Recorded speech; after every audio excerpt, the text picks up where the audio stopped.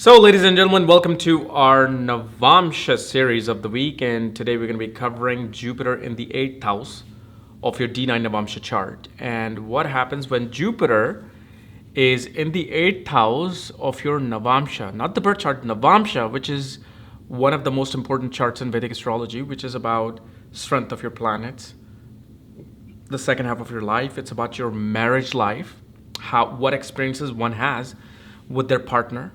Okay, and it's pretty much the chart of fortune. Very, very important chart in Vedic astrology because it's a chart that actually changes in 15 minutes. So only a very few people, compared to the 2-hour period of a birth chart, will have this particular chart. And as always, if you do not know what planets are in your Navamsa chart and all the other astrological details, for that, check out the links here. Check out my full astrological report, include my books, consultations, and I have Navamsa Nakshatra reading reopen again for like maybe just a week or maybe 4 days, because a lot of you have been like asking for it, and it's too much work for me, but I'm just bringing it just for like 3-4 days. But anyway, Jupiter in the 8th house of Navamsa is actually an excellent placement to have. Although I can't really use the word excellent because your Jupiter could be in a particular sign, could be in a particular nakshatra, could be in a particular aspect or conjunction that will be completely opposite. But I'm just talking about general Jupiter without any affiliations. Okay. Because here Jupiter really shows abundance through joint assets, abundance through the finances of the marriage. And Jupiter also gives great benefit results from spouse's family. Usually, spouse's family is either extremely business oriented or very religious oriented. Like they either come from dealing with money, okay, managing of the money, or they would somehow be always involved in strong rituals and religious activities. And especially Jupiter in the 8th of the Navamsa, okay? Because you got to understand, 8th house of the Navamsa is strictly joint assets, and it's the life of the marriage. Life of the marriage. Because 7th house is marriage, and then second from it is the 8th house. So 8th house is not bad. It actually shows how a person's marriage life will be. Now, a too dominating of a Jupiter can make marriage life like an ashram, like a temple.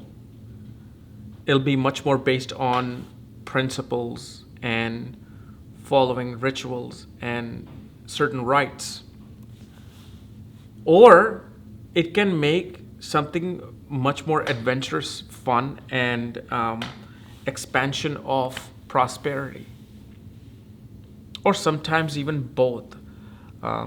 Because again, you want to see how Jupiter is in the Navamsa, what house is it ruling? Okay, in Navamsa, you really want to see what house Jupiter is ruling, because being in the 8th house will always do something up, something down. Because 8th house is naturally ups and downs in life, and Jupiter, especially in the Navamsa, is going to have to abide by the laws of Shukra, laws of Venus, because Venus is the Atma Karka of Navamsa. So you also want to see, and I don't know if I mentioned it in my previous Navamsa videos, look at the relationship between Jupiter and Venus. What relationship do they have? Do they have a conjunction? Do they have a 212 relationship, 311, 417, 110, 6-9, 6-8 relationship? What relationship? Are they in a harmonious relationship? Or are they not? Because that also will show how the principles of the marriage are aligning with the unionship of the marriage.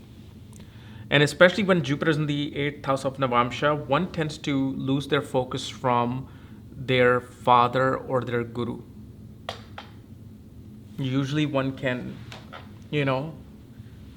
suddenly find themselves distant from their guru, distant from their divinity. within the context of marriage or even like second half of life. And one of the best things that occur with this when Jupiter is in the 8th house, one's speech is full of wisdom. One's speech and communication style is very affable to listen to. Like this person's communication kind of changes, especially if like second and third house are not being impacted in Navamsa. When they talk, they really talk with a lot of wisdom, with a lot of philosophical sense within them. But the thing is, if Jupiter is somehow damaged, one will become very rigid. One will become very dogmatic with their views of the world, very fatalistic views of the world.